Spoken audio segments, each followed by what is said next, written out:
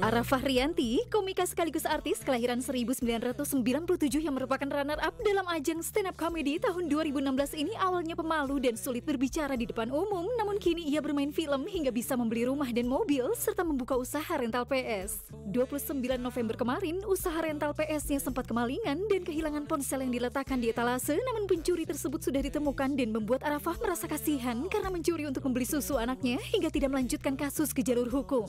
Halde adiknya yang awalnya kerap menemani Arafah membuat konten ini ikut terkenal. Ia memiliki cita-cita membeli mobil dan sekarang sudah terwujud. Keduanya mengaku tidak akur, namun uang yang menyatukannya. Seperti apa pelajaran yang didapat Arafah dari kejadian pencurian yang menimpa dirinya? Dan benarkah Halde kuliah psikologi karena merasa hidupnya bermasalah? Saksikan kisah selengkapnya hanya di Rumpi No Secret. Baik, kita sudah bersama dengan Arafah dan juga Halda. Ini dua orang yang sering bikin konten-konten juga ya. Iya, bikin konten. Kamu juga suka ngebully Dinda Candy, aku dengar tadi. Iya, ya gimana ya? Kayaknya bukan gua doang, kayaknya ada berapa ribu orang. Lu sebagian dari netizen dia ya? Jangan DM Dua, ya? mereka berdua ini ternyata. Oke. Dia lucu banget soalnya, Kak. Emang jadi dan enggak, kamu baik, kamu enggak baperan, tapi kamu ya jahat dikit. Nah, oke, kita bahas yang lain aja deh, khusus soal Arafah. Ini kemarin yang update dari Arafah ini adalah kamu sempat kehilangan handphone ya waktu itu ya dari rental PS kamu gitu. Tapi akhirnya kamu setelah mengetahui latar belakang yang mengambil, makanya kamu ya udahlah gitu ya, pencuri di rental PS miliknya ditangkap. Arafah kasihan dia buat beli susu anak, tapi saya benci sama perbuatannya gitu ya. Iya, jadi tuh di rental PS itu sebenarnya udah 2 kali kemalingan. Yang pertama laptop yang diambil, itu tuh dia ngetok apa sih? Ini dia tuh kaca mobil Dipecahin. gobrokin Itu gitu. orang yang sama nih? Enggak, beda. beda. Kalau orang yang sama, baik banget. Nah, Ketahuan ya? nah terus habis itu udah laptop. Nah, yang kedua HP ini Kak Ros. Dan dua-duanya tuh kayak kita nggak apa-apain gitu. Terus ini apa di Depok maling semua ya? Nah, terus tuh maling Depok tuh apaan? Kayak maling Depok tuh kayak tahu gitu. Padahal di situ ada kitanya, ada orang yang punyanya. Itu tuh di CCTV ada penjaganya tuh di depan lagi nganuin PS. Iya. Maksudnya tuh kayak sinetron tapi kayak itu tuh ada maling gitu. Jadi di CCTV tuh kelihatan. Cuman nggak sadar orang-orang di sekitar itu yang sekitar nggak ada. Gimana ya orang Depok tuh keren-keren berarti ya? Ya kayak langsung cekatan gitu loh kayak. Iya. Oh gitu, berarti kalian lagi nggak konsentrasi ya? Kurang minum air putih. Tapi emang serem ya? Serem banget. Jadi itu ada banyak orang tapi tiba-tiba hilang aja dan nggak tahu. Hilang, dan itu kejadiannya jam 4 subuh sebenarnya nih malingnya nih. Nah, terus kamu Kasihan supir angkot. kamu ya kenapa kamu bisa jatuh kasihan dan kamu percaya sama ceritanya? Jadi berunding lah kita. Terus kata karyawan rental, jangan Kak, kasihan. Soalnya dia kalau ke warteg tuh makan bertiga. Kau tahu penjaga rentalnya? Tetangganya ngomong. Ini sampai tetangganya speak up. Tetangganya Iya, tentang dia, kehidupannya dia cerita. Jadinya abang kita kesian ya. Iya. Terus, udahlah nggak usah dipenjarain. Kata tetangganya dia tuh hidupnya ini banget. Susah. Iya, susah Nah, banget. terus ya udah HP-nya digade. Nah, HP-nya digade, terus dia punya niat baik ya, kayak besok bakalan dibalikin. Ya udah besokannya dibalikin, ya udahlah. udah dibalikin. Nah, cuman tuh kan jadi banyak netizen yang kayak kalau lu kayak gitu berarti nanti dia bakalan di tempat lain gitu. Terus kayak iya bener juga ya. Tapi kayak gimana? Jadi lu yang diomelin. Iya, jadinya aku Kak yang diomelin sama netizen. Padahal kan tanggung jawab dia ya. Iya. Nah, terus kayak dibilang misalnya lagian rental PS-nya aja yang nggak dijagain. Enggak, emang kayaknya maling di Depok kebanyakan gitu. Tapi emang iya dah. Iya, soalnya malingnya banyak banget. Terus kayak, dan serunya, itu kan ketemu ya, itu tuh kan kita minta bantuan polisi kan. Terus habis itu, aduh minta bantuan polisi ini lama apa kagak ya gitu, maksudnya prosesnya gini-gininya. Minta bantuan netizen aja kali ya. Terus aku posting tuh, pas diposting ada yang ngeliat tetangganya dia. Lah ini mah orang sini. Terus akhirnya, lu ayo ikut-ikut, dia lagi makan kan katanya. Ikut-ikut ayo, lu viral tahu sama Arafah deh. Ikut-ikut ternyata di plang PS kita tuh ada gini, dicari ya orang ini. Terus ternyata tuh kayak dijebak gitu loh. ikut. Ternyata emang mau di Kereta ini apa? malingnya nih. Gitu.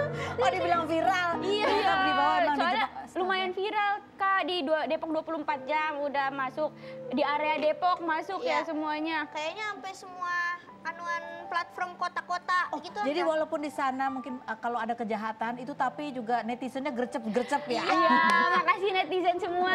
No, Kak Dinar, netizen bagus juga ternyata ya. Oke.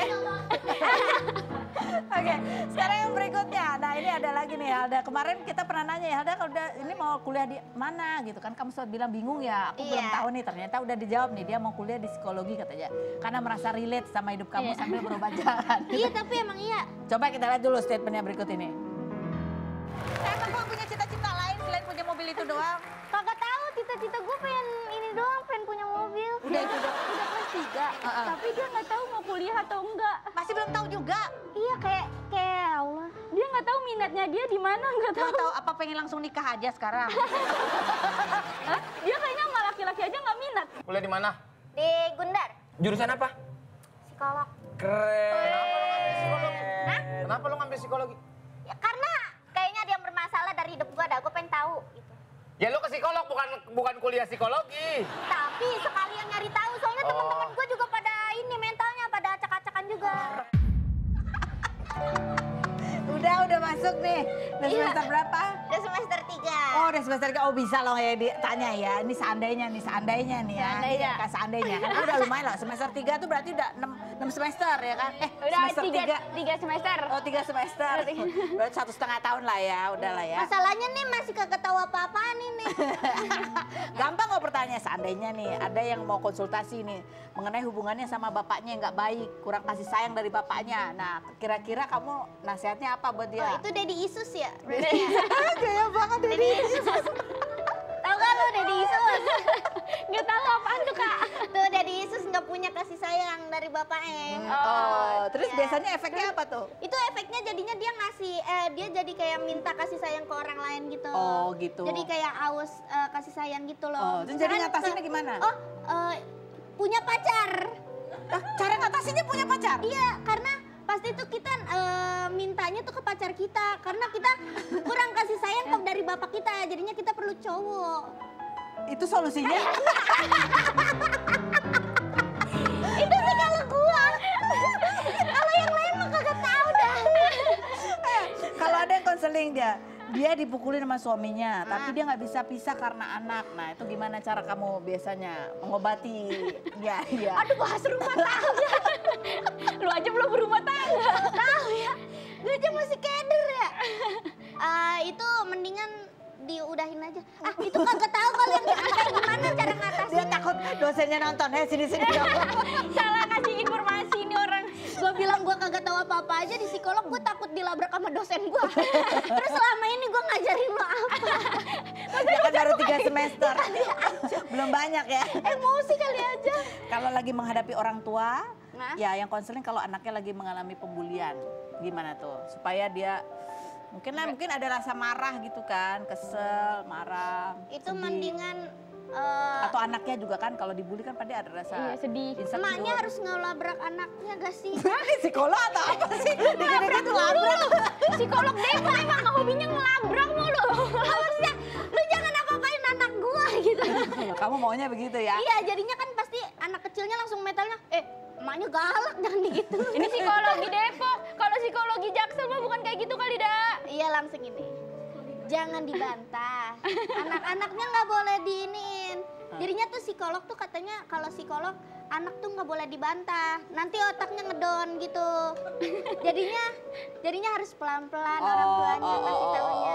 Oh, iya. Jadi, no sayang, cintaku jangan kayak gitu. Nadanya harus, iya jangan. Beda sama kalau kamu lagi bikin konten ya sama dia ya. Jangan kayak gitu, ngapus sih lu. Nggak kayak gitu. Yang ngomong soal pembulian ini juga buat semuanya gitu ya. Ini kadang-kadang bully itu kadang-kadang dianggap sebagai hal yang biasa kok. Ini anak cuma bermain atau apa Iya, atau apa. kadang-kadang dibilang bercanda kan. Iya, padahal sebetulnya itu adalah hal yang harus diedukasi juga bahwa ya yang namanya kayak bercanda fisik itu juga ya harus tahu resikonya apa. Satu, dua, bulian itu walaupun cuma kata-kataan doang, kata-kataan itu tidak. Itu kadang-kadang kata itu membekas sampai lama juga. Salah satu kasus ini yang juga baru saja terjadi ini ketika ada seorang anak gitu ya mengalami pembulian di sliding waktu itu sehingga kakinya luka.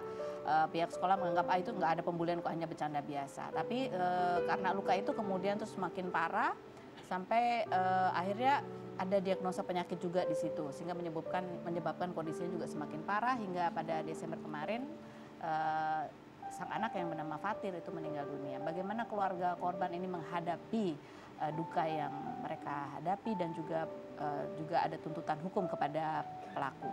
Seperti apa? Kita lihat dulu profilnya berikut ini.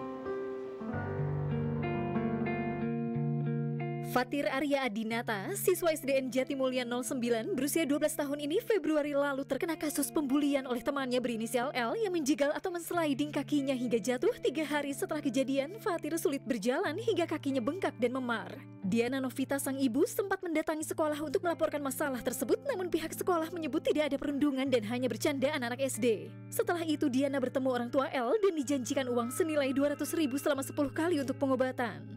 Maret 2023, dokter menyatakan terjadi infeksi bagian dalam kaki dan harus rawat jalan namun tidak kunjung pulih, dan Agustus 2023, dokter dari 3 rumah sakit berbeda menyatakan Fatir menderita kanker tulang. Hingga 26 Oktober lalu, kaki Fatir diamputasi dan pada 7 Desember kemarin Fatir meninggal dunia lantaran sesak nafas dan terdapat cairan di paru-paru. Kini terlapor L sudah dinyatakan sebagai ABH atau anak yang berhadapan dengan hukum setelah Diana melaporkan ke polisi pada April lalu. Benarkah menurut ilmu kedokteran jika kaki di sliding tidak menimbulkan kanker? Dan bagaimana proses hukum yang berjalan?